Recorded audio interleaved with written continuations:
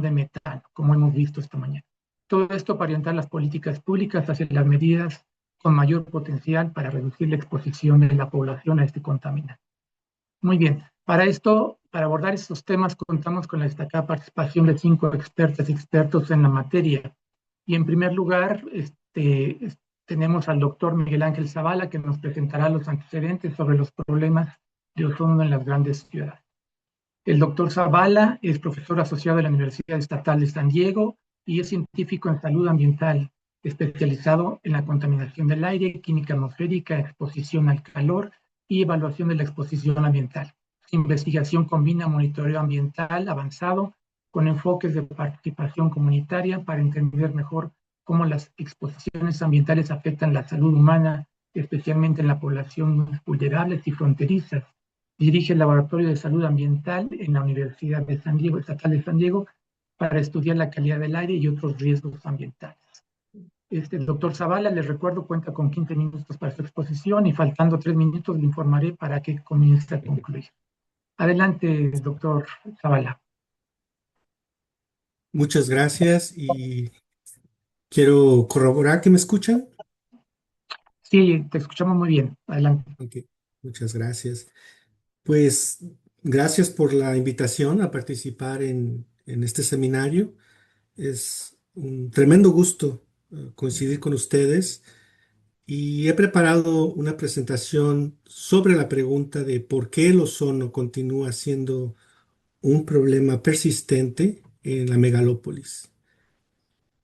La siguiente, por favor. El objetivo de mi presentación es entonces reflexionar sobre esta pregunta. ¿Por qué continúan los episodios de alto ozono en la megalópolis? Y quiero ofrecer la perspectiva de que podríamos cambiar la pregunta eh, con otros lentes, utilizando otros lentes. Podría ser, por ejemplo, ¿por qué continúan los impactos en la salud? ¿Por qué continúa la gente enfermándose? ¿Por qué continúa la gente falleciendo o deteriorando su calidad de vida y afectando el bolsillo de nuestras sociedades por el ozono? Es decir, con esto quiero ofrecer la idea de que tal vez incluso cambiando la perspectiva con la que nos aproximamos a la pregunta, vamos a obtener, poder destrabar el- el- la persistencia del ozono. La siguiente, por favor.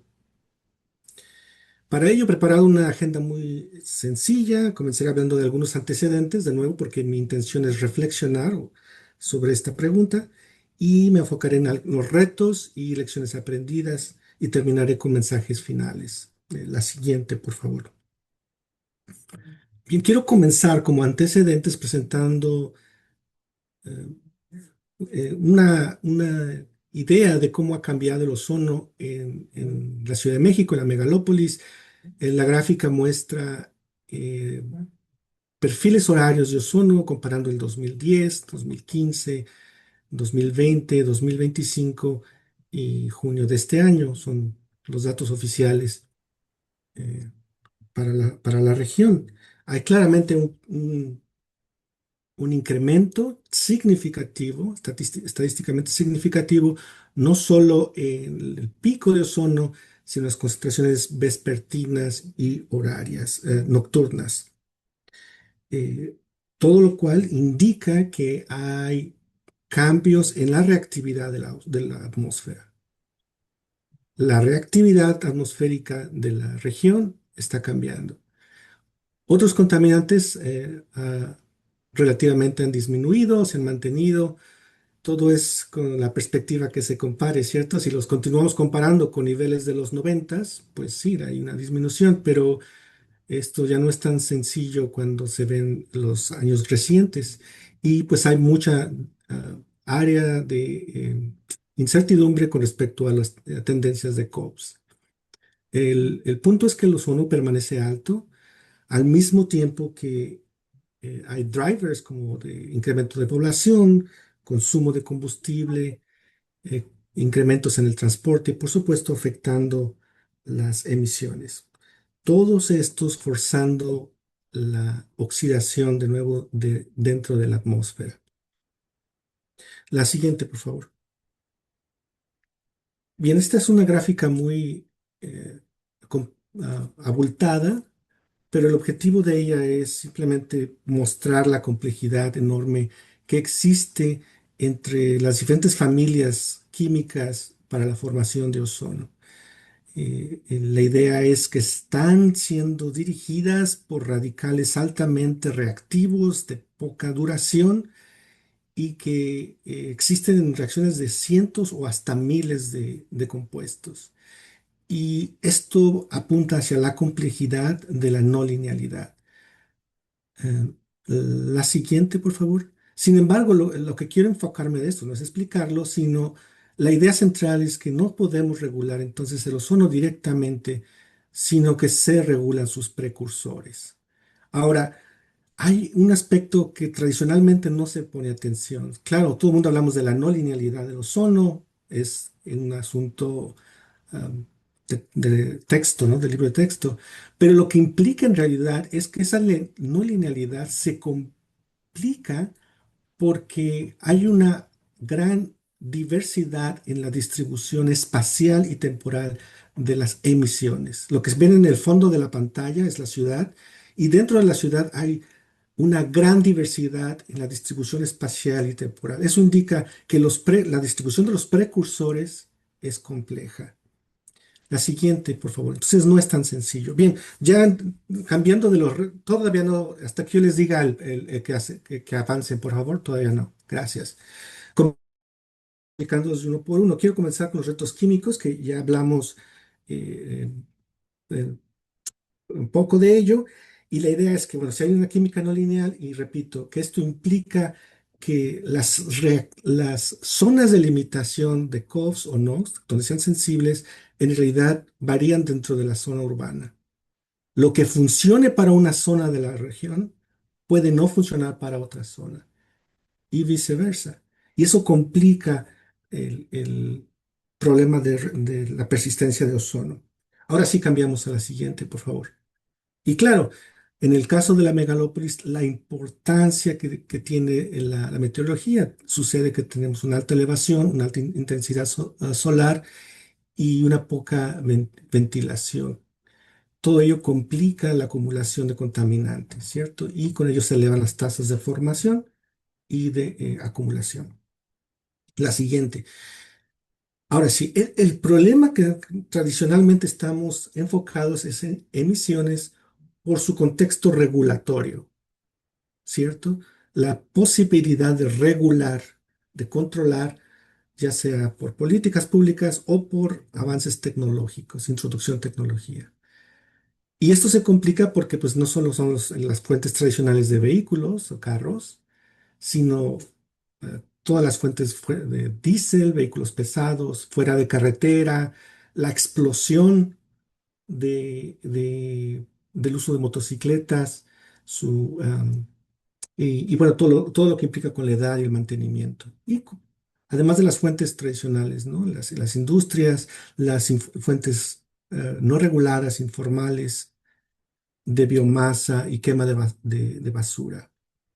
En fin, que el problema es complejo también por el lado de la distribución espacial temporal de los precursores. La siguiente.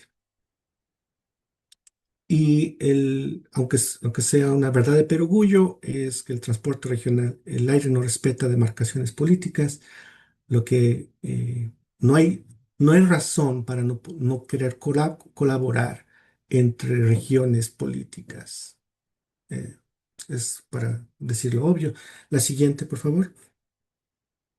Bueno, además de ello, tenemos retos emergentes. Todo esto dentro de un contexto de cambio climático, islas de calor urbanas y rurales, contribuciones de incendios forestales y cambios en el uso de combustibles energéticos y de tecnologías. Todo esto dentro de un contexto urbano no planificado, que nuestra sociedad tercamente se continúan creciendo en forma no planificada. Entonces, estos retos es lo que es el contexto por el cual es difícil controlar el ozono, porque de ahí viene la complejidad. Entonces quiero ofrecer esto como reflexión. La siguiente, por favor. Ok, pero no estamos totalmente perdidos, ¿cierto? En el caso de la Ciudad de México hay una enorme riqueza de información y experiencia, comenzada desde los años 90 con la campaña de Mari, la campaña de IMADA, y después los parteaguas de las campañas del 2002, 2003 y del 2006 con Milagro, lideradas por Luisa Molina y que fueron realmente un parteaguas dentro de no solo la información generada, sino la formación de capacidades técnicas. Grupos enteros de investigación como resultado de esos esfuerzos. Y a partir de entonces han ocurrido una serie de campañas menores, no por ello menos importantes, pero con objetivos más específicos, ¿cierto? La de CAIM, los esfuerzos de SEDEMA con las mediciones de compuestos orgánicos, más recientemente con enfoques de aerosoles, y que paralelamente a ello se han generado documentos que han influido en el diseño de políticas y programas para la región. Entonces, esto es en sí no es algo menor, es algo que de mucho valor que quiero resaltar. Se aproxima la campaña Hamac en el 2028 con el uso de sensores remotos y de aviones y usos satelitales, que promete o indica que permitirá contribuir a un nuevo parteaguas, una nueva ah, generación de información que nos permita influir en ello. Ok, la siguiente, por favor. En otros foros se han presentado lecciones aprendidas y hay muchísimas, ¿no? En este momento pues no es el tiempo de listarlas. Entonces quise de alguna manera presentarlas en una forma sectorial, al menos en 4 sectores y me- mm, he decidido seleccionar solo un par para cada uno de esos sectores. Lo que hemos aprendido de emisiones es que no hay controles efectivos sin inventarios actualizados. Y esto es como una canción repetida, lo sé, pero es algo que no hemos logrado ah, es- ah, suavizar, realizar. Y es que se necesitan inventarios que sean relevantes, multiinstitucionales y que sean evaluados, que tengan la resolución espacial y temporal que nos permitan ser utilizados para la toma de decisiones. Creo que lo que presenté como reflexiones apunta a ello, ¿cierto? ¿Por qué es tan importante tener la distribución espacial y temporal de las emisiones? La Doctor Zavala, caracterización, perdón, le quedan 3 minutos para tres concluir. Muchas minutos. gracias. Gracias, sí, solo me queda una slide adicional. La química es la necesidad de caracterizar eh, espacialmente, no solo lo que ocurre en una zona de la ciudad, sino en una forma regional. Y lo que hemos aprendido anteriormente es que al menos son tres elementos claves. Uno es la tasa de formación, lo que se llama PO3, la reactividad de los COVs y la oxidación de los NOZ, como el jono, como los nitratos orgánicos, que son los productos de la oxidación de los NOx, que nos indican estos 3 elementos, la tasa de producción, la reactividad de los COPS y los NOC. Si entendemos estos 3 elementos, podremos entender la caracterización de ozono, la importancia de entender la meteorología y finalmente hay la necesidad de fortalecer el control, fortalecer lo existente, pero incluir el control de la calidad, capacitar y expandir los sistemas de monitoreo, incorporar los sensores remotos, en especial el satélite Tempo, que ofrece eh, eh, información de alta resolución, temporal y espacial, y darle prioridad a los COPS. Y la siguiente, por favor. Para terminar, quiero simplemente reflexionar sobre tres retos, 3 mensajes finales. Como reto, bueno, es que el control de ozono es un problema cierto científico y tiene su interés científico como tal, Pero no debemos, como dije al inicio, quitar el enfoque de que es también un problema social. Y si no vemos las implicaciones en salud, en economía, en calidad de vida, no se va a poder destrabar institucionalmente el problema de ozono. Porque el verlo solamente desde los lentes científicas no nos ha llevado muy lejos. Y esto entonces implica el enorme área de oportunidad de incluir la salud pública como el eje central de la addressing ozone. Y finalmente que esto tiene que ser algo sostenible, ¿no? La experiencia de las décadas anteriores es que la batalla debe ser continua, no hay un silver bullet, no hay algo que nos ve si ya lo resolvimos, tiene que ser algo, así como el ozono es persistente, nuestra persistencia tiene que ser a la par. Y bueno, con esto termino mi presentación, disponible a preguntas.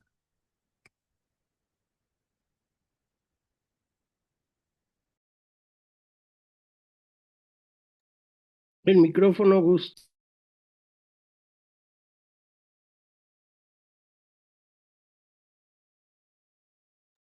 Está apagado tu micrófono, Gus. Gustavo, tu micrófono. Sí, perdón, disculpen. Y agradecemos al doctor Zavala por su interesante plática, sobre todo poner junto todos los elementos que constituyen este complejo problema que en diferentes partes del país y del mundo estamos sufriendo, sobre todo por la interacción actual que se observa entre la química, la calidad del aire local y regional, cómo interaccionan. Muchas gracias, doctor Zavala. A continuación vamos a presentar al siguiente ponente, que es la ingeniera María Encarnación Vega, que nos presentará el caso de estudio de Madrid en España. La ingeniera Encarnación es ingeniera técnica industrial, ha desarrollado su carrera en las tres administraciones públicas. Por este orden, la Administración General del Estado, que es el Ministerio de Ciencia y Tecnología, la Comunidad de Madrid, la Dirección General de Industria, Energía y Minas y el Ayuntamiento de Madrid en el área del gobierno, de urbanismo, medio ambiente y movilidad, desempeñando diversos puestos de responsabilidad, entre los que destacan jefa de sección de productos petrolíferos de 2005 a 2008, con especial dedicación a las labores de inspección, vigilancia y control de estaciones de servicio de la Comunidad de Madrid. Desde 2009 ha ocupado distintos puestos relacionados directamente con la gestión de la red de vigilancia de la calidad del aire del Ayuntamiento de Madrid y actualmente es su directora general de sostenibilidad y responsable de la red de calidad del aire del Ayuntamiento de Madrid. Le recuerdo a la ingeniera Encarnación que cuenta con 15 minutos y le avisaré 3 minutos antes para que concluya. Adelante, ingeniera, con su presentación. Buenos días, buenas tardes, dependiendo de dónde me estén escuchando. Lo primero, agradecer muy sinceramente la invitación a este seminario, que la calidad científica de los participantes es extrema y la verdad que estoy aprendiendo muchísimo.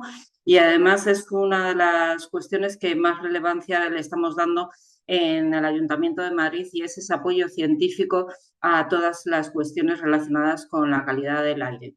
Además de lo que bien ha dicho mi predecesor, el doctor Miguel Ángel Zavala, que le agradezco mucho la presentación porque no ha podido ser, él ha dicho sencilla, pero yo diría completa en todos los aspectos. Y que agradezco a la hora de introducir lo que es un caso ya real de lo que es una ciudad como Madrid. Les pongo un poco en contexto. Madrid es una ciudad de 3 millones de habitantes que está circundada por unos municipios que en total forman una corona metropolitana en la que vive el 90% de una región, el 90% de la población de una región, que vienen a ser unos 6 millones de habitantes. Es verdad que no es comparable con muchas de las ciudades que están aquí presentando sus exposiciones, empezando por la Ciudad de México. Por eso quiero poner un poco el contexto de algunas de las medidas y de las condiciones o actuaciones que realiza la Ciudad de Madrid, que quizás sean más limitadas en algunos aspectos en comparación con el resto de ponentes. Y bueno, pues sin más, si me hacen el favor de pasar a la siguiente Gracias. Bueno, el orden que he puesto es muy sencillo. Por un lado es la evaluación del ozono en el año 2025 y su evolución, para que vean una serie de datos. El protocolo de actuación que tenemos en la ciudad de Madrid, en caso de episodios de ozono, y por otro lado una serie de datos relevantes que hemos ido observando y que, bueno, ya se han ido explicando en muchos casos a lo largo de la mañana. Por favor, la siguiente. Bueno, para poner un poco en contexto, como ya les he dicho antes, Madrid es una ciudad que tiene 3 millones de habitantes, que cuenta con 24 estaciones fijas y una unidad móvil para realizar las labores de vigilancia o de monitoreo de la calidad del aire, de las cuales, bueno, pues tiene de distinta tipología y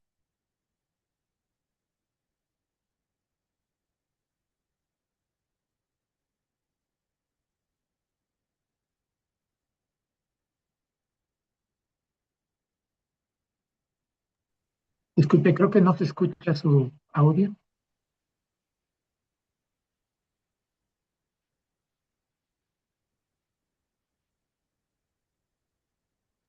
Así es, dejé de escucharla también. Sí. ¿Sí nos escucha ingeniera Encarnación? Me parece que no la escuchamos.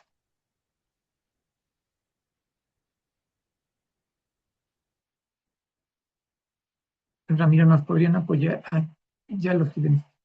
Ahí está, adelante, por favor, ya la escuchamos bien. Sí, me Adelante. escuchan, perdone, no sé dónde me he quedado. Perdone, no sé qué ha pasado con la conexión. Bueno, simplemente repito muy rápido que Madrid tiene una red de 24 estaciones fijas, no sé si eso se me había oído, de las cuales 13 miden ozono y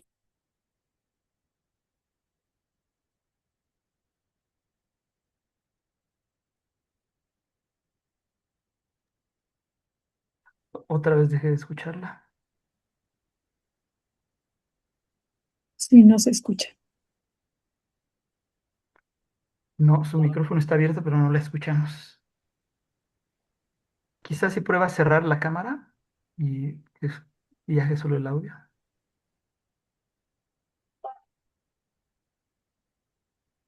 ¿Nos escucha, ingeniera Encarnación? No, todavía no. Ya no la vemos ahora. Ok, ¿qué podemos hacer, Ramiro?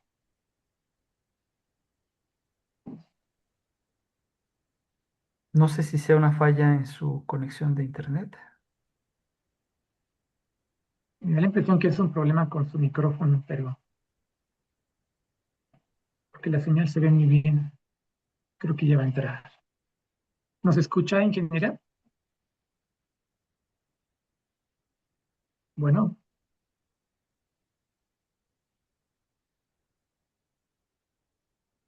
le pido si enciende su cámara para ver si visualmente nos podemos entender, porque no la escucho.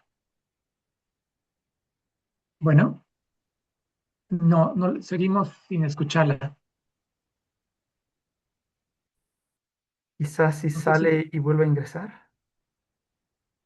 Ok, Gracias, perdón por la... gracias. Bueno, esperaremos unos minutos que se vuelva a reconectar la ingeniera.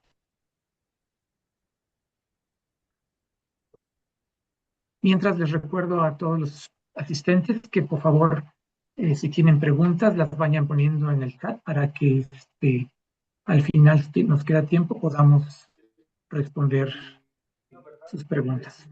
Muchas gracias.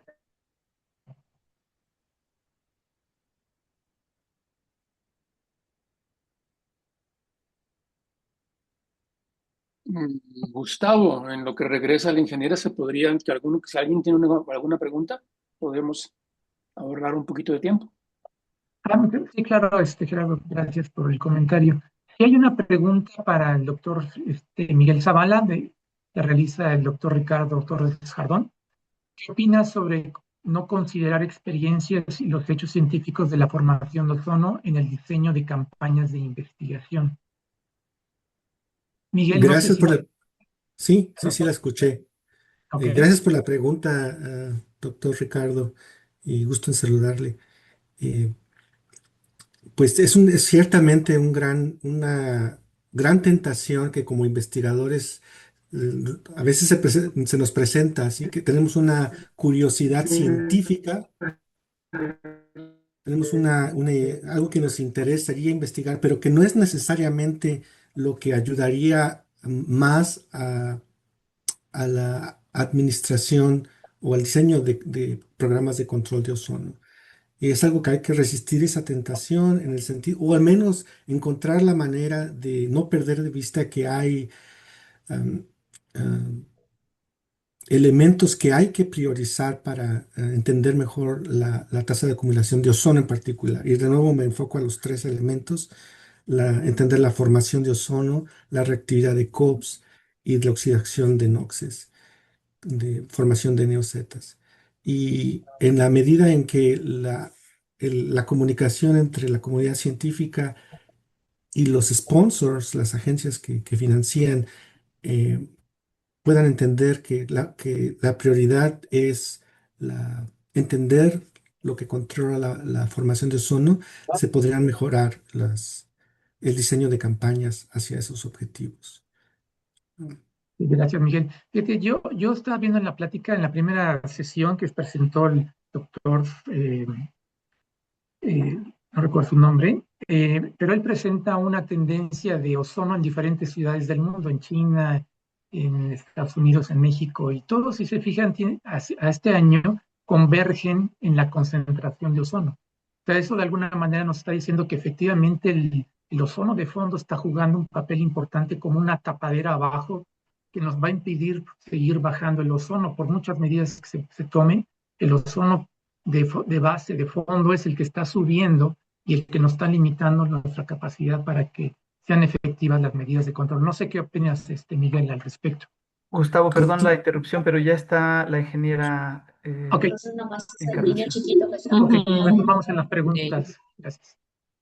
Ingeniera Encarnación, ¿nos escucha?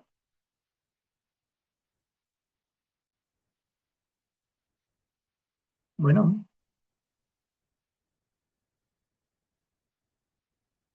estamos esperando la conexión de la ingeniera María Encarnación. Si nos escucha, por favor, puede encender su micrófono. No la veo aquí en los... Si su video está abierto, yo la veo, pero no la escucho.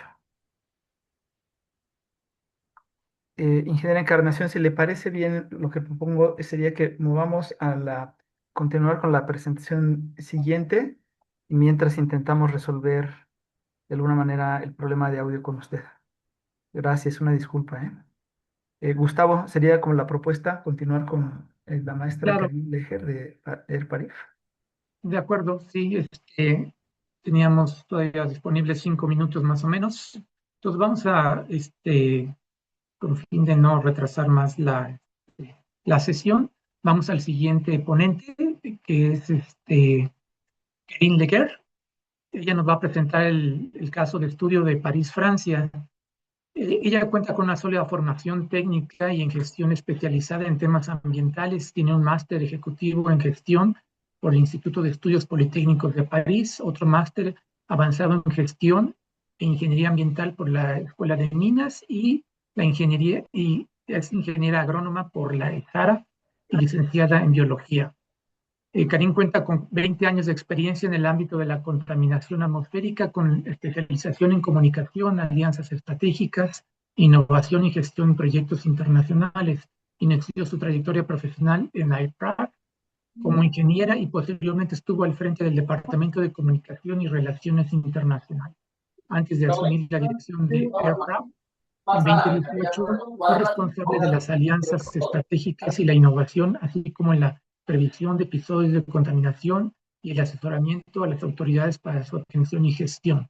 Participa activamente en grupos de trabajo regionales, nacionales y europeos relacionados con la calidad del aire, la información pública y las estrategias de comunicación ambiental. Asimismo, impulsa y participa en la gestión y desarrollo de diversos proyectos internacionales, principalmente con organizaciones asociadas a AirParif, en otros países, entre ellas Centro de Monitoreo Ambiental de Beijing, el Centro de Control de Calidad del Aire en Trang y el municipio de Hanoi. Les recuerdo, cuenta con 15 minutos y 3 minutos antes les recuerdo que ya está próxima a terminar. Adelante, por favor, Cari. Thank you very much. Good morning or good afternoon, depend where you stand. Thank you very much for Muchas your gracias o buenas invitation. tardes, dependiendo en dónde estén. Gracias por la invitación. Para mí es un gusto estar aquí para presentar. Estoy en la región de París. Siguiente diapositiva, por favor. Probablemente aquí debería mencionar que PFI es Le Parif es la organización encargada de tomar las medidas del área metropolitana de París y también las áreas más extensas, que es el área rural. Es una NGO, pero principalmente tenemos a científicos trabajando en esa ONG. El día de hoy quisiera enfocarme en dos asuntos relacionados con el NOx, sobre todo por los contaminantes oxidantes relacionados con el cambio climático, no nada por ser gases de efecto invernadero, sino por todo el impacto que tiene en el cambio climático y en la producción. Siguiente. Así como en muchas ciudades en Europa, hay áreas que han mostrado una gran mejora respecto a la contaminación del aire, sobre todo en ciertas partículas desde los 60. Sin embargo, únicamente hay el único contaminante que no baja es el ozono. Los niveles se han mantenido más que estables o incluso han incrementado dependiendo los parámetros que se estén analizando. Siguiente. Cuando vemos los indicadores relacionados con la salud, que son 120 microgramos por metro cúbico por cada 8 horas, vemos que bajaron en abril, sobre todo cuando vemos la demanda en este parámetro por día. Lo único lo que podemos ver bien es el número de incidentes que son mucho mayores cuando tenemos ondas de calor bastante más prolongadas e intensas, como en el 2003, también tuvimos una en 2006, 2018, y pues seguramente que la de este año también va a ser bastante intensa en cuanto al nivel de el número de episodios de ozono relacionados con las ondas de calor. Tenemos dos guías específicas. La primera es obligatoria cuando hablamos de Europa y de los valores objetivos, que son de menos de 25 días, en más de 120 microgramos por metro cúbico. Y en los periodos de sequía bueno, en los últimos 3 años vemos que está en verde porque hemos seguido las recomendaciones de la OMS, que está por debajo de los 100 microgramos por metros cúbicos, aunque en otros incidentes los ha marcado la regulación. Este año no es tan fácil hacerlo entendible por parte de las ciudades con estas dos regulaciones. Siguiente. Cuando vemos el número de olas de calor desde los años 2000, podemos ver en esta gráfica que el número de olas de calor ha ido incrementando mucho desde hace tiempo, sobre todo en los últimos 15 años, en número y en intensidad. Hubo 52 olas de calor registradas en Francia desde 1947, 75 entre 1947 y 2010 y 25 desde el 2011. Siguiente. Y cuando vemos por una parte las olas de calor y el otro lado los niveles de los episodios de contaminación, en Francia está más de 80 microgramos por metro cúbico. Ese es el nivel de formación. Esos son los niveles que ya llegan a la alerta. Incluso si no hay tendencias claras en cuanto a los episodios de contaminación, podemos ver de forma clara que para los parámetros relacionados a la salud hay una correlación entre esos números, entre el número de episodios y las olas de calor. Y también es una gran preocupación porque cuando vemos el cambio climático que cada vez va en aumento, quiere decir que vamos a tener números más altos de de días de olas de calor en los años por venir, lo que quiere decir que también es un número adicional en las columnas. Siguiente diapositiva, por favor. Pero hay buenas noticias también porque cuando analizamos los puntos más altos, los picos, en comparación del 2022 al 2023, el número de picos ha incrementado. Sin embargo, la intensidad de estos picos no ha incrementado. Siguiente. Esto se puede explicar por la reducción de emisiones tanto de los OCBs como de los de COVs, como de los NOx. Siguiente. Las autoridades de regulación nacional europea tratan de reducir la cantidad de NOx y de VOCs, lo cual explica que tenemos más episodios de contaminación relacionados con las olas de calor. Hay episodios de contaminación más intensos, incluso en la situación actual en la que se experimentaron 3 olas de calor. No llegamos a los niveles que se llegaron en el 2003, lo cual son muy buenas noticias en esta situación tan dramática. Siguiente.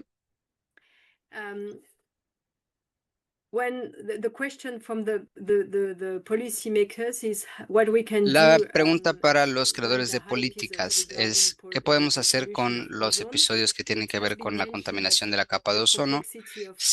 Con la contaminación de ozono, el de ozono es uno muy importante porque es un mecanismo no lineal con muchos componentes que se tienen que tomar en cuenta.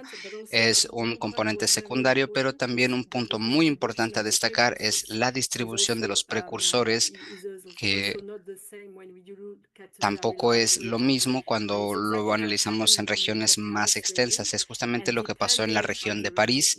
Dependiendo de la formación de NOx, el régimen de formación de NOx, se tienen distintos niveles de producción de ozono. Cuando vemos esta línea rosa, nos indican los límites de NOx, los límites de los regímenes de NOx que se acentúan en el área rural de París. Cuando vemos la línea azul es el régimen no saturado, que corresponde más bien a las áreas urbanas, y la línea roja es el régimen estándar. Gracias. Este mapa nos muestra la región de París. El punto que está en medio es París, la ciudad de París como tal, en donde obtenemos la mayoría de los precursores. El mapa nos demuestra la situación en la que hay niveles más altos de ozono, y en esta situación es preferible que no se tengan vientos provenientes del este, lo cual también es importante para las regiones aledañas. Quiere decir que la parte norte de Francia y la parte este de Europa se producen los precursores en París, y los vientos han bajado más. Con el mecanismo de transformación de ozono se produjeron los niveles más altos de ozono en la aglomeración de París, no en la aglomeración de París, sino en las áreas rurales. También eso explica justamente lo que les mencioné hace un momento. Tiene que ver con los experimentos que hicimos. Hemos tratado de responder a la pregunta de qué se puede hacer cuando tenemos episodios de contaminación por ozono, lo que puede ser efectivo en esos casos. Hubo un episodio que ocurrió en junio de 2007. El 27 de junio del 2018, la situación que ocurrió fue a las 3 de la tarde, donde se corrieron distintos escenarios con distintas emisiones, empezando con un 10% hasta un menos 50%, con el mismo nivel de emisión para CVs, lo cual podemos ver que se redujo la concentración de ozono llevado por el viento y un 10% menos de emisiones de NOx por las emisiones de tráfico. Yo sé que hay muchas emisiones por tráfico, pero incluso con la reducción de 10% de NOx, podemos ver un impacto en el viento, y el impacto es mucho más grande en comparación a los del tráfico, un 50%. Sin embargo, hay un efecto adverso porque en la ciudad en la que obtenemos los precursores, tenemos un incremento en la producción de ozono. Sin embargo, cabe destacar que los tomadores de decisiones, incluso si se tiene un incremento en la aglomeración de París, ayuda a reducir la producción de ozono llevado por el viento y también el ozono transfronterizo llevado por el ozono a las regiones aledañas.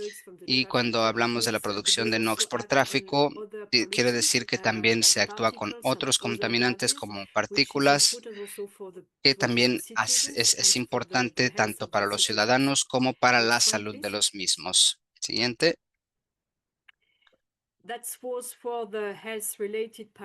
Y eso es en cuanto a los parámetros relacionados a la salud y la pregunta sobre los contaminantes. Vemos la relación del ozono de fondo. El incremento es bastante alto porque se multiplicó por 2 prácticamente dentro de 30 años.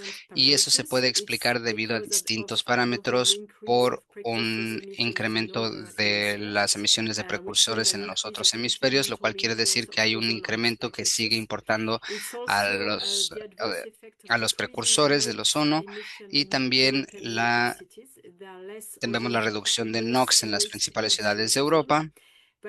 Hay varios que consumen el ozono y también un impacto provocado por el cambio climático por el incremento en temperaturas y también por el impacto de las emisiones biogénicas debido a las sequías y al calor.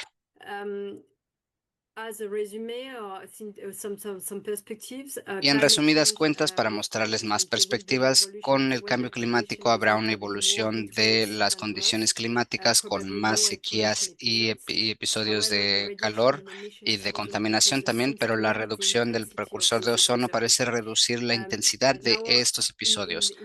Ahora, en el futuro, si queremos cuantificar los niveles futuros de ozono, ahí es donde se complica la cosa porque está relacionado a las complejidades de la producción química de ozono, el ozono 30 y el impacto que se tiene en el cambio climático dependiendo de la medida de mitigación que se pueda adoptar o no. Y la importancia, y también se vuelve importante el transporte de largo plazo. Muchas gracias por el tiempo que me dieron aquí porque este trabajo internacional es sumamente necesario para entender mejor esta cuestión de la producción de ozono y también para tomar en cuenta las medidas de mitigación a gran escala. La escala local no basta, necesitamos medidas de mitigación más extensas y les agradezco a todos por su atención.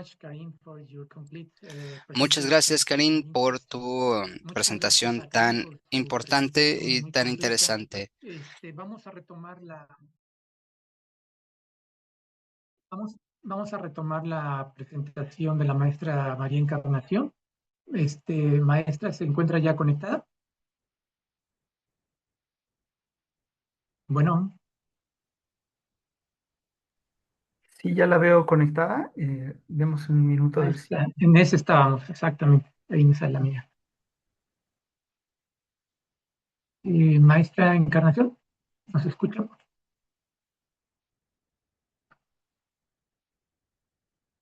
Pero bueno, parece que todavía seguimos con problemas.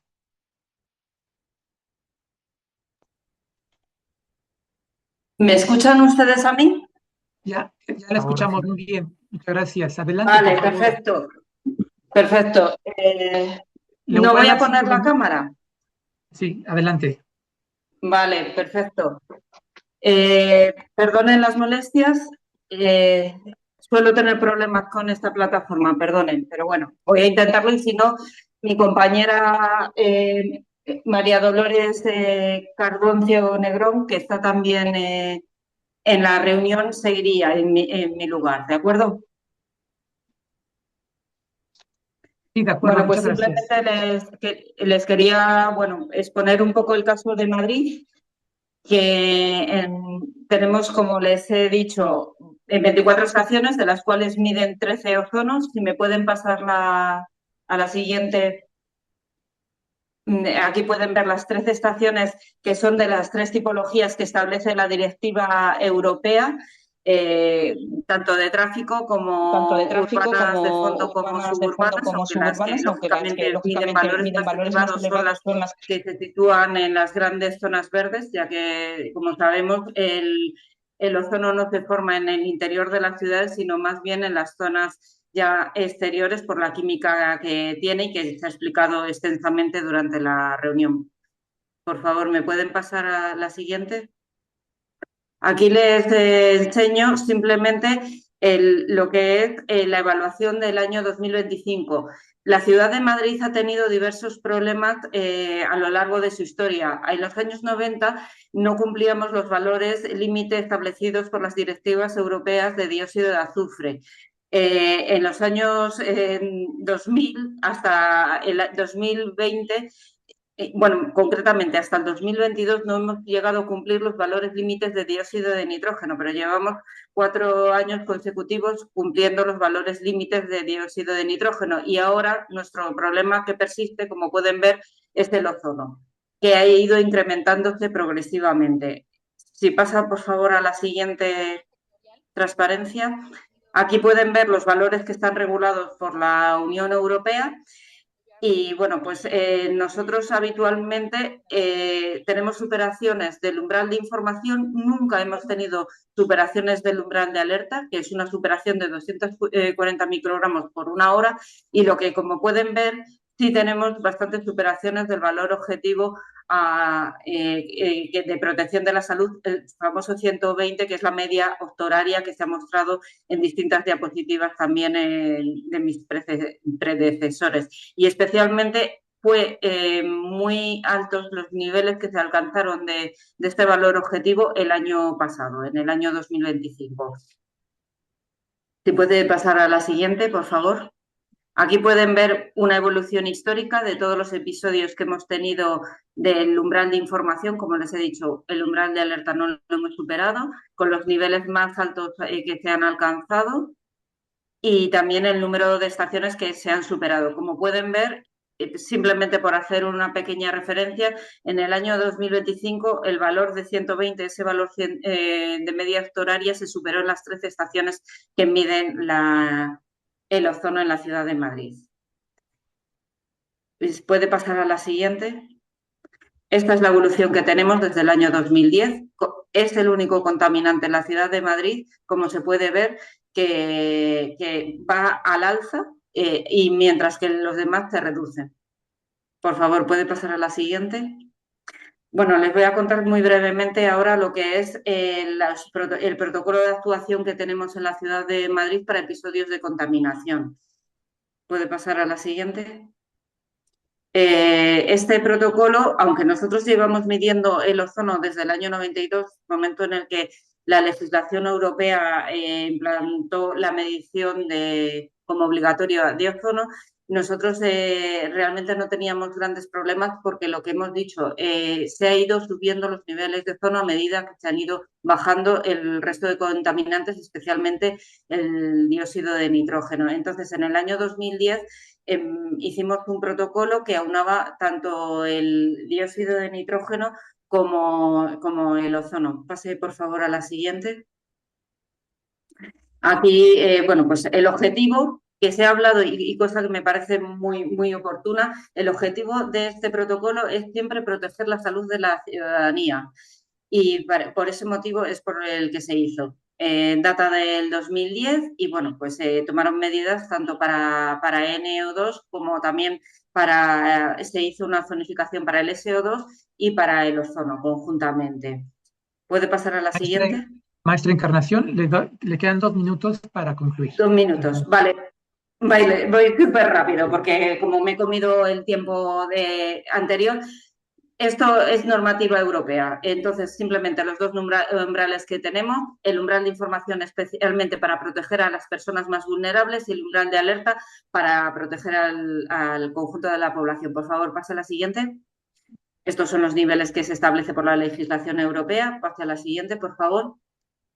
Después, en el 2015, se dividieron los dos protocolos y hay uno independiente para ozono y otro para dióxido de nitrógeno. El de ozono solo tiene medidas de información a día de hoy, mientras que el de dióxido de nitrógeno, como ustedes bien conocen, tienen también medidas de restricción a la circulación, de limitación de aparcamiento, etcétera. Por favor, pase a la siguiente. Estos son los niveles establecidos dentro del protocolo. El siguiente, por favor. Bueno, esto igual es un poco más de detalle de los distintos niveles y de las actuaciones que se dan. Por favor, pase las dos siguientes. Vale. Bueno, pues por ejemplo, es los avisos que se dan a la población, que utilizamos todos los medios de comunicación que tiene disponibles el ayuntamiento, y también los servicios de comunicación a través de las marquesinas de los servicios de transporte público, del metro, de los paneles de tráfico, etcétera. Creo que es lo más relevante que se puede decir de este caso, y tenemos muy implicados a los servicios de salud pública para que diseminen esa información al público. Por favor, pase a la siguiente. Bueno, esto afortunadamente no lo hemos alcanzado, pero también se harían esas medidas, pero ya dirigidas a toda la población, no solamente a los grupos vulnerables. Por favor, pase a la siguiente. Y por último, algunos datos relevantes, como pase a la siguiente, por favor. Bueno, no voy a explicar nada de la química, que ya se ha explicado de su complejidad. Lo que sí puedo decir es que, dado que nosotros hemos reducido los niveles de óxidos de nitrógeno, es una atmósfera, la de Madrid, saturada por óxidos de nitrógeno, y cualquier cambio que se produce ahora mismo en COX es lo que produce que se produzcan los episodios. Por favor, ¿puede pasar a la siguiente? Aquí le explico un poco la dinámica. Lógicamente, los picos más elevados los tenemos en verano y también en fin de semana los niveles de fondo, aunque no los episodios, los tenemos también en fin de semana. Por favor, pase a la siguiente. Y bueno, por último, hago una pequeña explicación de lo que pasó el año pasado, que es el verano que más niveles, como he dicho, de valores hectóreos hemos tenido, y es que tuvimos una gran cantidad de lluvias el año pasado que hizo que la masa forestal creciera mucho y, consecuentemente, hubiera un aumento de los COX biogénicos. Y además esto unido con una temporada de incendios muy intensa que tuvimos en el mes de agosto y olas de calor que tuvimos, 3 olas de calor, toda esa mezcla de componentes, meteorología, compuestos biogénicos y precursores propios como los NOx, aunque se han reducido, hizo que tuviéramos estos niveles tan altos. Y bueno, pues pase por favor a la siguiente. Por favor, podría aquí se ve concluir. cómo subieron en primavera los niveles de isopreno, que es un COX biogénico. Pase a la siguiente, por las lluvias. Y en agosto los picos que tuvimos de CO, y pasa a la siguiente, que verán también, bueno, pues que dentro de España se está estudiando el problema a nivel nacional, no solo a nivel municipal, porque como bien se ha dicho, no existen fronteras y existe un gran transporte transfronterizo de ozono. Y bueno, si pasan a la siguiente, por favor.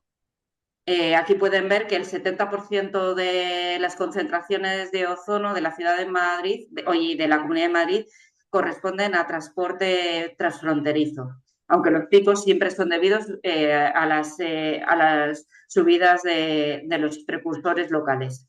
Y Le nada pido, más. por favor, Y perdonen las molestias Okay. en Muchas la gracias. presentación. Muchas gracias, María Encarnación, por su interesante ponencia. Vamos a la siguiente plática.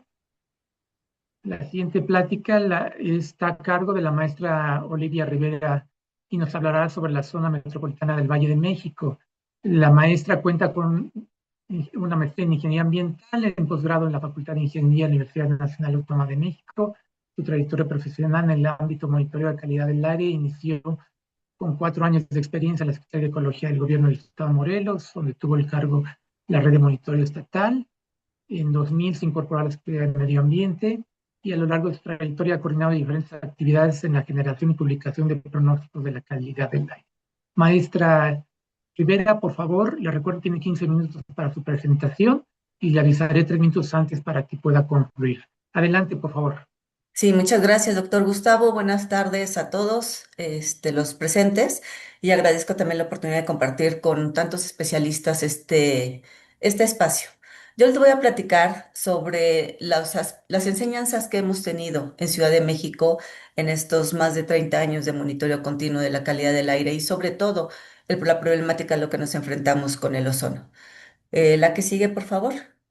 Y bueno, para entender esta problemática o estas lecciones, primero debemos conocer el escenario donde ocurren estos eventos o estos procesos.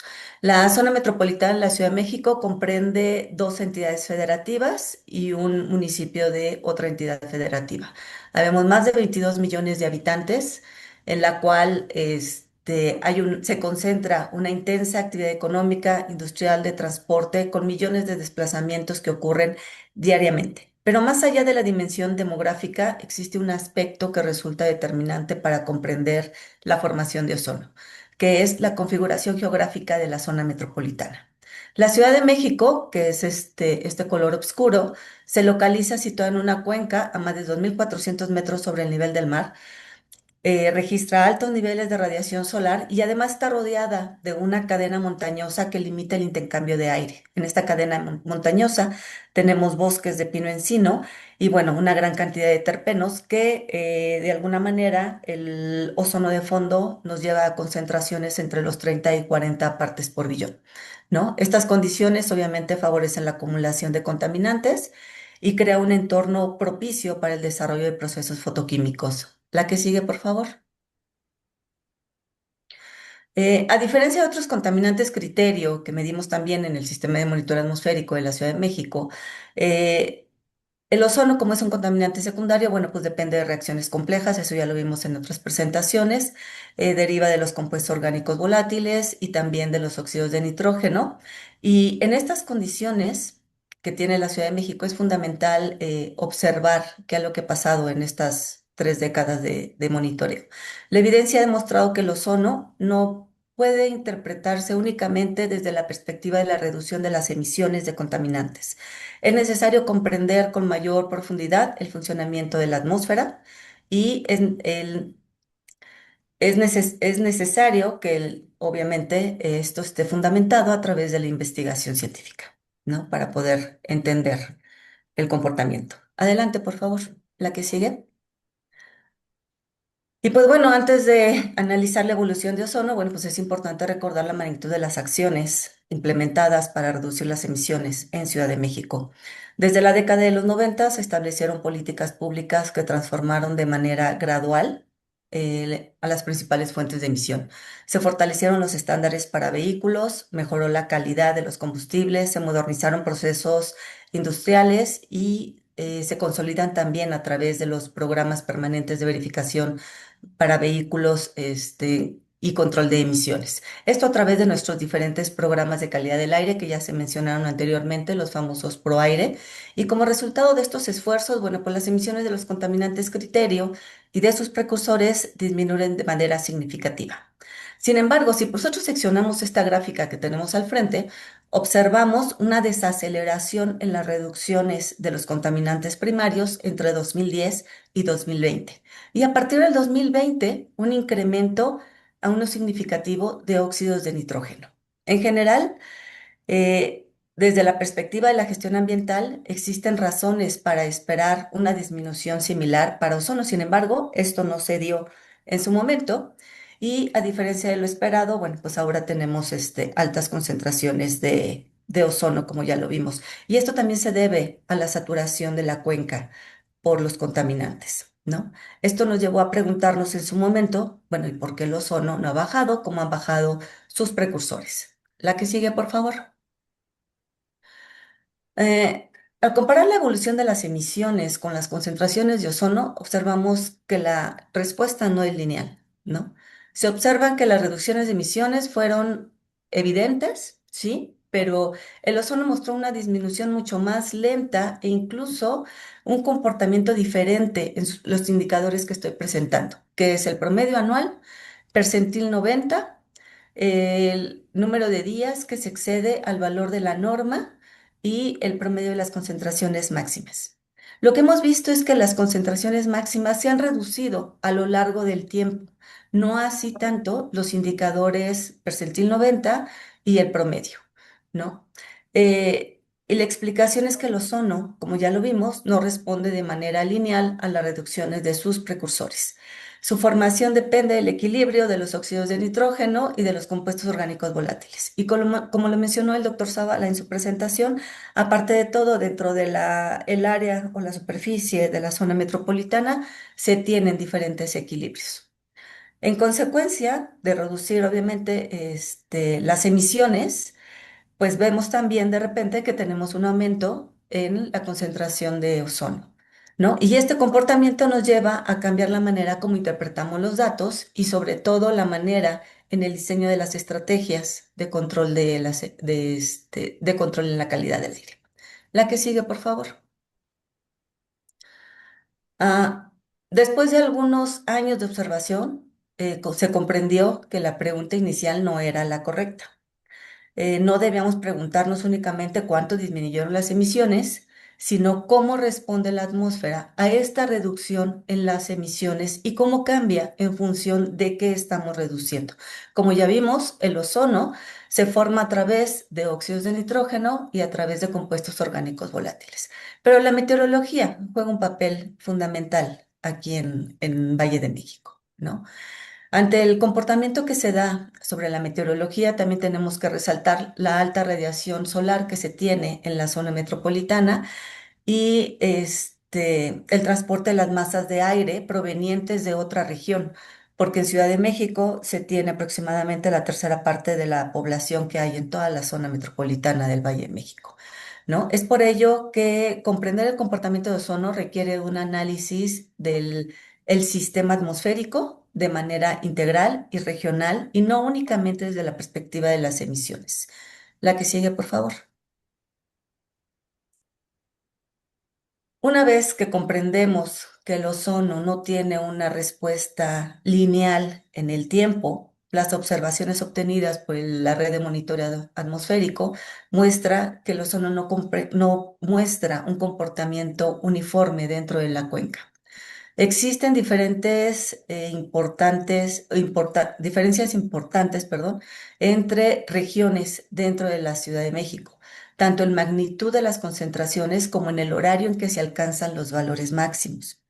Estas diferencias reflejan la influencia simultánea de las emisiones locales, de la evolución de la capa de mezcla, de los sistemas de circulación atmosférica, el transporte de los contaminantes entre distintas zonas en el Valle de México.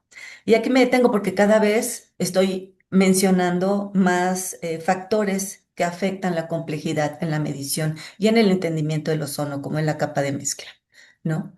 Entre otras palabras, bueno, pues el monitoreo atmosférico ayuda a conocer cómo se está comportando este sistema, ¿no?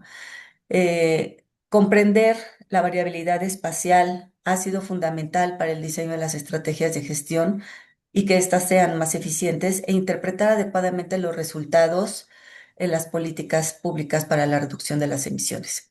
Sin embargo, la distribución espacial no solo explica el problema. Para comprender completamente el comportamiento de ozono es necesario analizar el papel de la meteorología en Valle de México. La que sigue, por favor. Eh, También aprendimos que la meteorología no solamente constituye un factor secundario, sino que es una parte del propio proceso en la formación de ozono. La intensidad de la radiación solar que tenemos, sobre todo en verano, ¿no? Las altas temperaturas o olas de calor que se están presentando también influyen mucho en la formación de ozono. Obviamente la altura de la capa de mezcla, los patrones de circulación que se modifican diariamente este, intervienen en este proceso de formación. Para ello, por ejemplo, con días similares de emisiones, vamos a ponerlo de esa manera, ¿no? Días similares de emisión se pueden presentar concentraciones de ozono completamente diferentes. En la imagen, nosotros estamos viendo la salida del modelo de pronóstico de calidad del aire, el cual, en colaboración con el Supercómputo de Barcelona, se elaboró y ahora desde la Dirección de Monitoreo de Calidad del Aire lo hacemos de manera operativa. Entonces, este pronóstico para el día 14 nos muestra que se alcanzó una concentración de 168 partes por billón en la zona noreste. Pero un día antes tuvimos una concentración de 146 partes por billón al sureste de la zona metropolitana y después de este episodio 157 partes por billón en la zona sureste. Diferentes zonas, diferentes concentraciones y todo debido a la meteorología, ¿no? Y por eso esto explica las diferencias importantes que se observan entre estos días, ¿no? La que sigue, por favor. Eh, Voy a exponer aquí lo que nosotros aprendimos durante el episodio de COVID, un experimento atmosférico no planeado e importante en nuestra generación, y que lejos de simplificar el problema, realmente confirmó que las observaciones que ya veníamos viendo en el sistema de monitoreo desde hace años en la atmósfera era mucho más complejo de lo que nos habíamos planteado, ¿no? En muy pocas semanas se produjo una reducción significativa en la movilidad entre el 60-80%. Y esto también en actividades económicas que ocasionó la disminución importante de las emisiones de los contaminantes precursores, ¿no? En relación con la emisión del ozono, lo que vimos fue algo completamente diferente. La Dirección de Programas de Operación de Calidad del Aire, que está coordinada con nosotros, estamos en la misma dirección general, realizó un estimado de las reducciones en las emisiones. Aproximadamente hubo una reducción de 15% de compuestos orgánicos volátiles, 32% de reducción de los óxidos de nitrógeno, y esto ocasionó que nosotros tuviéramos un incremento aproximadamente del 10% en el ozono, ¿no? Vemos en la parte de abajo, en las imágenes, también cómo se redujeron los contaminantes primarios. En este sentido, la pandemia, bueno, pues nos proporcionó una oportunidad única y muy valiosa para validar muchas de las hipótesis que ya teníamos y que a través de las series históricas veníamos viendo. Más que modificar nuestro conocimiento, reforzó la evidencia de que el ozono debe entenderse como el resultado de un sistema atmosférico altamente dinámico y no únicamente como una consecuencia directa de las emisiones locales. La que sigue, por favor. Después de revisar más de 3 décadas de observaciones atmosféricas, podemos identificar varias lecciones. Cómo se transformó la atmósfera, cómo el ozono transformó la atmósfera en la Ciudad de México. La primera es que las reducciones de las emisiones siguen siendo una base para cualquier política o estrategia de mejora de la calidad del aire. Sin embargo, la respuesta de ozono no puede evaluarse únicamente a partir de la magnitud de sus reducciones. La segunda es que la atmósfera responde a un sistema integrado donde la química atmosférica, la meteorología y el transporte regional interactúan de manera permanente. La tercera es que el monitoreo Donna, Olivia, atmosférico minutos para constituye, terminar. gracias, herramientas científicas e indispensables para conocer el estado de la calidad del aire y ver este tipo de fenómenos. Y finalmente comprender que las preguntas científicas que evolucionaron con el conocimiento que hemos tenido desde estos años de monitoreo, hoy sabemos que también debemos comprender cómo responde la atmósfera con estas emisiones y sobre todo que estamos en una cuenca donde no nada más hay una sola ciudad, sino es una complejidad importante. La que sigue, por favor. Eh, bueno, pues el conocimiento generado en estos 30 años, no representa un punto de llegada, más bien representa un punto de partida para poder analizar el ozono a través de las siguientes políticas públicas, ¿no? Los desafíos futuros requieren fortalecer la integración entre el monitoreo atmosférico, la investigación científica, la modelación, el desarrollo de las políticas. Es indispensable incorporar nuevas herramientas para la observación, mejorar la caracterización en las emisiones y profundizar en el entendimiento de los procesos químicos. Otro aspecto será el fortalecimiento, obviamente, con colaboración científica sobre el conocimiento de la química atmosférica, pero no nada más en Ciudad de México, zona metropolitana, también en los estados que estamos en los alrededores. La experiencia en Ciudad de México, bueno, pues nos ha demostrado que los problemas atmosféricos son complejos, que pueden abordarse mediante las estrategias y sustentado bajo la evidencia científica. Las próximas políticas públicas tienen que estar diseñadas no solamente pensando en lo que ocurre en la zona metropolitana, sino lo que ocurre en la megalópolis como un problema regional, ¿no? La última, por favor. Y bueno, con esto nada más quisiera hacer una última reflexión y es que las siguientes etapas en la gestión del ozono requieren de fortalecer la integración entre la ciencia, el monitoreo atmosférico y las políticas públicas en todas las entidades que conforman la megalópolis, interviniendo no solamente los gobiernos locales, sino también el gobierno federal. Y quisiera agradecer al equipo de la Dirección de Monitoreo de Calidad del Aire y a todas las personas que en ellas han trabajado durante las más de 3 décadas, que han contribuido en la formación de este conocimiento científico, porque justo este año cumplimos 40 años de monitoreo continuo. Gracias, y con eso concluyo. Y muchas gracias, Olivia, por tu interesante plática y ver cómo en los últimos 40 años de esfuerzos que se ha tenido aquí la ciudad para entender el problema han tenido resultados. Sigue siendo todo un reto, pero me da mucho gusto ver cómo ha evolucionado esta gestión, incluso las herramientas con las cuales se aborda la problemática aquí en Ciudad de México. Te agradecemos mucho, Olivia. Finalmente, nos movemos a nuestro último ponente, que es el químico Armando Retama, y nos va a hablar acerca de la experiencia en diferentes zonas urbanas aquí en México, en el Valle de México, en Guadalajara y Monterrey. El químico Retama es un especialista en el monitoreo de la calidad del aire y cuenta con más de 30 años de experiencia en la administración pública y el sector privado. Durante 17 años estuvo a cargo de la operación de la red de monitoreo de calidad del aire en la Ciudad de México y mide la calidad del aire en zona metropolitana del Valle de México, participó activamente en diferentes campañas como la MC 2003 y Milagro en 2006, y actualmente está muy interesado en lo que son proyectos independientes para medir en México y Latinoamérica con tecnologías de monitoreo de bajo costo. Adelante,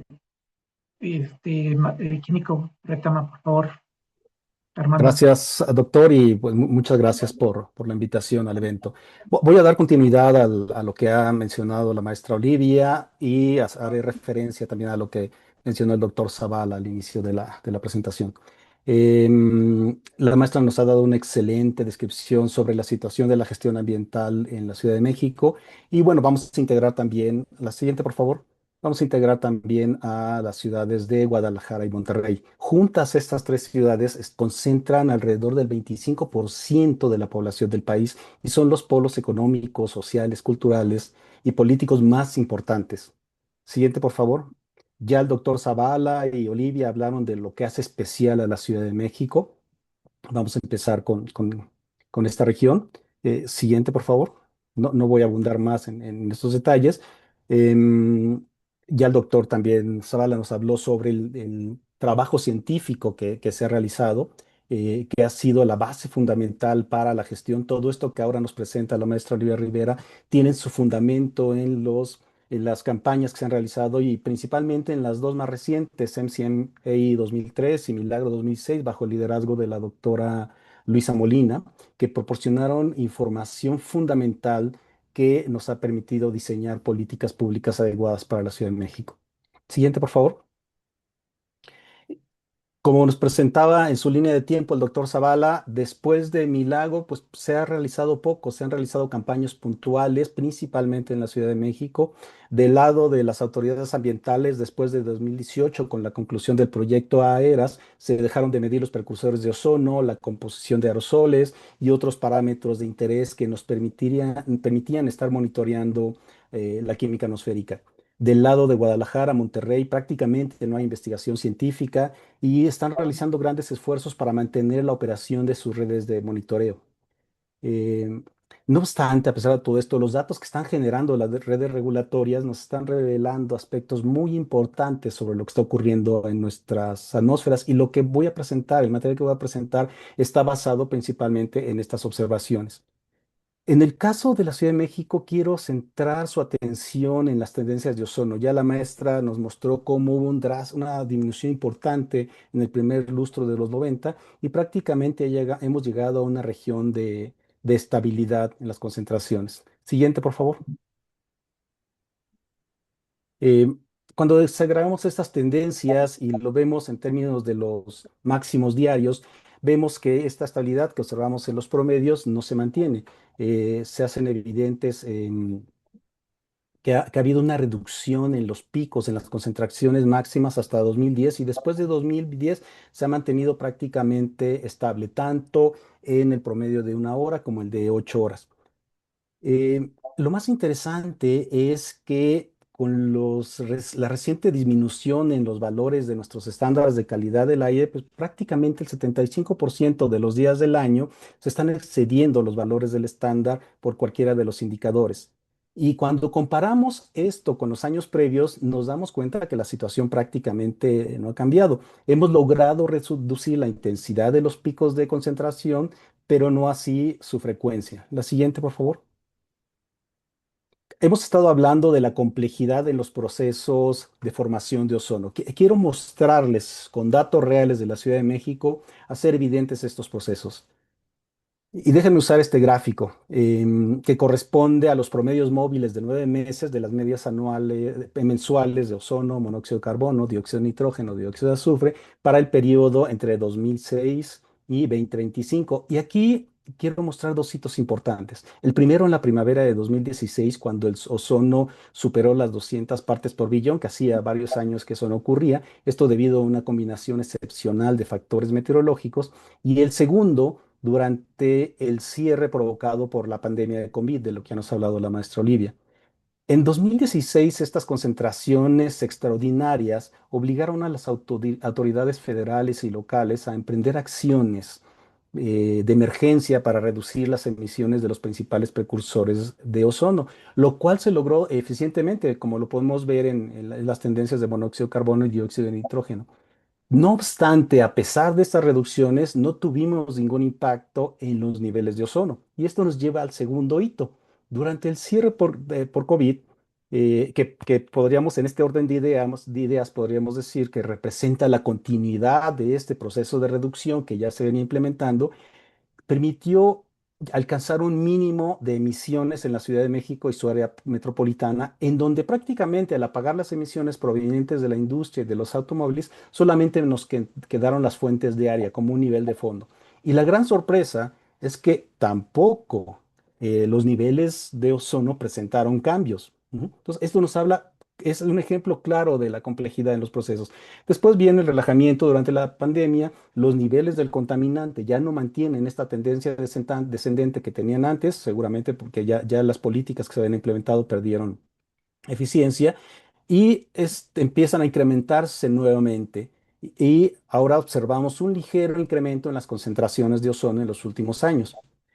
Pero también muestra algo bien importante el gráfico, que posiblemente marca un nuevo hito. En los últimos meses, ¿sí? Prácticamente en el último año, estamos observando nuevamente un incremento en las concentraciones de los contaminantes primarios. El hecho de que aparezca nuevamente SO2 en nuestro aire ambiente, situación que ya no teníamos desde hace muchos años, nos indica que algo está cambiando en nuestros combustibles que está impactando significativamente la calidad del aire. Siguiente, por favor. Ya Milagro nos había demostrado que el régimen de producción de ozono era sensible a COPS, lo volvimos a ver con las gráficas que nos prestó la maestra Olivia. Sin embargo, parece que en este periodo que les he mostrado, hemos experimentado algunos cambios en los procesos de producción de ozono y nos encontrábamos en una fase transicional, ¿sí? En la cual la producción de ozono parece ser más sensible a NOx que a COPS, sin que nos movamos formalmente a una región de sensibilidad a NOx. Como podemos ver en este diagrama, en este régimen en el que nos encontramos, cambios moderados en monóxido de carbono y en que es como un indicador de los hidrocarburos, de los compuestos orgánicos volátiles, cambios moderados también en NO2, parece no tener impactos en las concentraciones de ozono. Entonces, a pesar de que disminuyamos o incrementamos, no se ve reflejado esto en los niveles de ozono. La siguiente, por favor. Y una evidencia importante y tangible de estos cambios en en el régimen de producción de ozono es la atenuación del efecto de fin de semana, que está muy relacionado con la sensibilidad a COPS. Antes teníamos este efecto, se ha venido atenuando en los siguientes años, entonces nos habla de que algo está cambiando en nuestra química. Siguiente. Un tema que mencionaban en una de las preguntas que le hicieron al doctor Zavala y que está relacionado precisamente con ¿qué tan capaz es la gestión ambiental de reducir los niveles de ozono para lograr el cumplimiento de los estándares de ozono? Bueno, pues para responder esa pregunta, lo que hicimos fue aplicar el método propuesto por el doctor David Parrish para identificar si a partir de las estrategias de disminución que hemos estado implementando podríamos alcanzar los valores de la norma. Y bueno, lo que encontramos es que no, que prácticamente los valores mínimos que podríamos alcanzar están muy por encima de los umbrales de los estándares de calidad del aire. Y bueno, pues esto es una noticia desalentadora para todo el esfuerzo que se ha venido realizando desde hace muchos años. Siguiente, por favor. Y esta situación parece complicarse un poco más porque los datos, como nos mostró la maestra Olivia y como lo estoy mostrando yo en este gráfico, los datos sugieren que estamos ya frente a un umbral en un cambio en la tendencia de ozono. Dejó de manifestar una tendencia descendente, no tener tendencia, a tener una tendencia de incremento. Y eso lo estamos observando en los 5 años. Es muy leve en este momento, pero de mantenerse, entonces esto está sugiriendo que podemos enfrentar un nuevo problema para el control de ozono. La siguiente, por favor.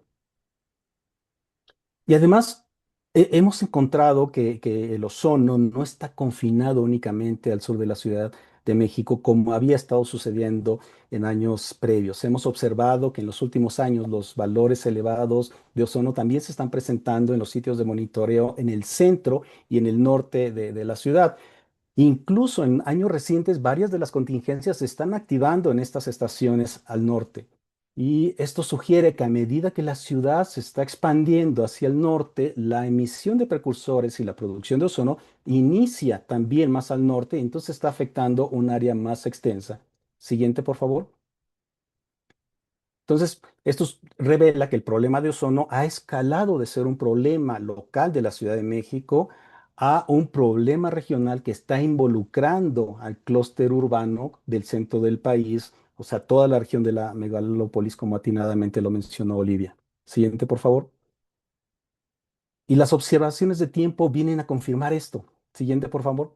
Hemos observado, ¿no?, que existe un intercambio activo y dinámico de los contaminantes entre las diferentes cuencas atmosféricas y las ciudades que están componiendo este clúster. Y esto, como también se mencionaba previamente, depende mucho de la meteorología.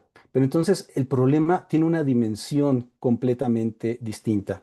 Siguiente, por favor. Hay otros factores que también están influyendo en el incremento del ozono y que tenemos que tomar en cuenta en este trabajo de investigación de las causas del ozono. Y es que el incremento de la radiación solar que está incidiendo sobre la ciudad, que está relacionado con la dimensión de los contaminantes que antes la atenuaban, además del incremento en la temperatura, podría estar ejerciendo algún impacto positivo en la concentración de ozono. Siguiente, por favor. Si a esto agregamos también las contribuciones esporádicas que estamos teniendo de precursores provenientes de los incendios forestales y agrícolas de las entidades vecinas, bueno, entonces nos habla más de todo lo que tenemos que conocer para entender y avanzar en la solución del problema en Ciudad de México. Siguiente, por favor. En el caso de Guadalajara, siguiente, por favor. En los últimos 15 años, las autoridades han estado realizando esfuerzos muy importantes para mejorar el monitoreo regulatorio. La falta, en años previos, la ausencia de controles en el aseguramiento y control de la calidad han comprometido grandes cantidades de datos. Entonces, tenemos una base de datos confiable de los últimos años que entonces nos permiten hacer algunas inferencias de lo que está ocurriendo. Es importante mencionar que en el caso de Guadalajara prácticamente el estudio de la química atmosférica es prácticamente nulo y ellos tienen una temporada de ozono que es ligeramente mayor que la que nosotros estamos experimentando. Pero a pesar de eso, niveles de ozono no están incrementando tanto y se ve apenas indicios de un leve incremento en las concentraciones. Siguiente, por favor. Armando, te quedan 3 minutos para concluir. Gracias. En un estudio, bueno, en estudios previos se demostró que la producción en Guadalajara es sensible a compuestos orgánicos volátiles. Es por eso que no es de extrañar que al reducir los niveles de óxidos de nitrógeno entre 2016 y 2019 se observa un incremento en los niveles de ozono. Pero es muy interesante lo que pasa durante COVID, que después del relajamiento se incrementan significativamente los niveles de monóxido de carbono y de óxidos de nitrógeno y esto hace que el ozono disminuya. Entonces, nos habla un poco de la complejidad de estos procesos químicos que están ocurriendo. La siguiente, por favor. No estamos observando tendencias en las concentraciones máximas, pero sí el ozono sigue siendo responsable de una mala calidad del aire durante más de la mitad del año. Siguiente, por favor. Durante una campaña de medición que realizamos el año pasado, identificamos que había una fuente que estaba acarreando dióxido de nitrógeno hacia Guadalajara y que principalmente ocurría durante la noche. Al analizar los datos de Tempo, nos dimos cuenta que estas contaminantes podrían provenir de los estados vecinos. Entonces, esto le da una nueva dimensión al problema. Siguiente. Y bueno, es justo decir que también Guadalajara está exportando contaminación hacia otras regiones. Siguiente, por favor. Y esto le da una nueva dimensión al problema, porque si queremos avanzar en la solución del problema de contaminación por ozono en Guadalajara, entonces tenemos que abordarlo con una visión regional que involucre a todo el clúster urbano en el Bajío. Siguiente, por favor. En el caso de Monterrey, que es una ciudad industrial por excelencia, tiene una de las mejores economías de América Latina y se encuentra ubicada en una región de terreno complejo que se encuentra precisamente entre la frontera, entre la planicie costera del Golfo y las montañas de la Sierra Madre Oriental al norte del país. Y estas características le confieren ciertas particularidades en términos del comportamiento de los contaminantes. Siguiente, por favor. Es frecuente que en las mañanas en Monterrey veamos una densa niebla que cubre el centro de la ciudad, se debe a los contaminantes que son emitidos y atrapados durante la mañana dentro de la capa límite. Sin embargo, a veces cuando observamos los datos de calidad del aire, pareciera que no correspondieran con los niveles tan elevados que tenemos. Siguiente. De hecho, los niveles de ozono son los más bajos de las 3 zonas metropolitanas y además se observa que hay una variabilidad mínima. O sea, las diferencias entre las estaciones en los diferentes patrones temporales son pequeñas. Siguiente.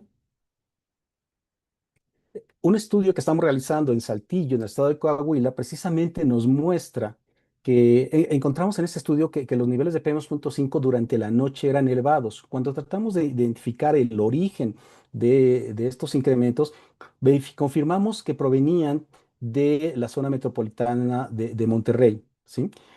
Esto lo confirmamos también con la imagen de Tempo, con esa información de Tempo, porque Tempo nos mostraba que precisamente la pluma urbana de Monterrey viaja hacia el estado vecino, a Coahuila, e impacta a Saltillo. Lamentablemente, durante nuestro estudio, la red de monitoreo no tenía datos de contaminantes gaseosos para confirmar qué estaba ocurriendo con el ozono. Siguiente. Sin embargo, durante una plática en el Instituto de Ciencias de la Atmósfera, el doctor Ricardo Torres nos hizo referencia a un trabajo de maestría en el cual se habían identificado que en Saltillo había concentraciones atípicas de ozono relacionadas con un posible origen regional. Y las concentraciones, curiosamente, se observaban por la tarde, justo antes del anochecer, lo cual parecía una completa anomalía. Este estudio lo realizó Elan Bautista cuando analizó las trayectorias de las masas de aire asociadas a cada uno de estos picos. Entonces confirmó que estos picos tenían su origen en Monterrey. Y vemos en esta gráfica comparativa donde muestro datos para el mismo año de Monterrey y de Saltillo y vemos la diferencia. Mientras Monterrey tiene niveles muy bajos, en Saltillo los niveles son mucho más altos. Y vale la pena mencionar que en Saltillo la cantidad de fuentes de emisión son menores que las que tenemos del lado de Monterrey. Entonces, esto nos lleva a proponer una hipótesis de que los flujos de viento provenientes del Golfo de México, que viajan hacia el oeste, están desalojando rápidamente los niveles, la contaminación de la zona metropolitana de Monterrey y transportándola hacia Coahuila. Esto explicaría por qué tenemos bajas concentraciones y poca variabilidad, pero está planteando un problema para la gestión de la calidad del aire del lado de Coahuila. Siguiente, por favor. Otro factor que hemos estado estudiando en los estados fronterizos es precisamente este transporte de ozono y sus precursores del norte, que eso agrega un factor adicional a la problemática que ya están enfrentando estas ciudades. Siguiente, por favor, y ya para cerrar. Obviamente 15 minutos no son suficientes para mostrar con todo detalle lo que está sucediendo en estas ciudades. Lo que hice aquí fue hacer un análisis observacional. Sin embargo, hay muchísima información detrás que se pudiera elaborar. Pero bueno, los datos disponibles muestran la complejidad del problema del ozono en el país. Como hemos visto a lo largo de esta presentación, el ozono es un problema regional que debe de atenderse en esa dimensión. Tenemos que avanzar de planes de gestión ambiental locales a programas regionales con una participación equitativa y responsable de las ciudades involucradas. El monitoreo de la calidad, como ya lo mencionó el doctor Abraham Ortínez al inicio de este evento, nos decía que se encuentra en una situación lamentable para la mayor parte del país y es necesario mejorarlo e incrementar su cobertura espacial para avanzar en la comprensión del problema. También hemos visto que los datos satelitales y los modelos de escala regional se están convirtiendo en herramientas fundamentales para entender esta dimensión espacial del problema ambiental. Y bueno, y por último, y no menos importante, y retomando lo que decía el doctor Zavala al inicio, está la necesidad de impulsar la investigación científica, no solamente en la Ciudad de México, sino en estas ciudades que están enfrentando estos retos. Necesitamos datos científicos, necesitamos más información para diseñar, implementar y evaluar acciones que realmente sean efectivas para mejorar la calidad del aire. Muchísimas gracias por su atención. Muchas gracias a ti, Armando. Interesante tu presentación. Y nos haces reflexionar acerca precisamente del carácter regional de lo que implica la concentración de ozono en diferentes zonas. Agradezco también a todos los ponentes. Estamos ya excedidos en el tiempo. Agradezco a todos los ponentes por sus excelentes presentaciones, cómo han abordado el tema y qué tipo de acciones están tomando en diferentes partes del mundo para poder mitigar las concentraciones de ozono y sobre todo reducir los efectos en la exposición de la población. Con esto bueno, quisiera decir, en el chat ustedes encontrarán varias preguntas que se han hecho a los ponentes, ellos ya han contestado, pues les pido de favor revisarlas y eventualmente todas las preguntas que surjan las canalizaremos a los organizadores para que posteriormente los ponentes respondan a sus preguntas de manera puntual. Con esto yo doy por terminada esta sesión y cedo el micrófono a mi compañero Ramiro Barrios, por favor. Adelante. Agradecemos mucho al doctor Gustavo Sosa del Instituto Mexicano del Petróleo por haber hecho la moderación de este segmento.